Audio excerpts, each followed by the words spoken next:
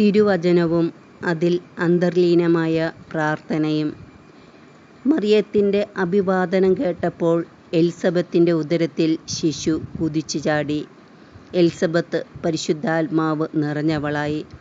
അവൾ ഉദ്ഘോഷിച്ചു, നീ സ്ത്രീകളിൽ അനുഗ്രഹീതയാണ്, നിന്റെ ഉദരഫലവും അനുഗ്രഹീതം. എൻ്റെ കർത്താവിൻ്റെ അമ്മ, എൻ്റെ അടുത്ത് വരാനുള്ള ഈ ഭാഗ്യം എനിക്ക് എവിടെ നിന്ന്? ലൂക്കാ 1-ാം അധ്യായം 41 തുടങ്ങി 43 ഉൾപ്പെടെയുള്ള വാക്യങ്ങൾ.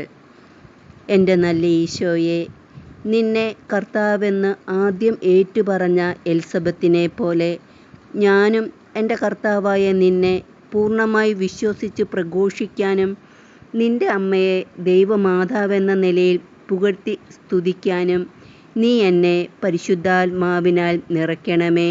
ആമേൻ. ഈശോ.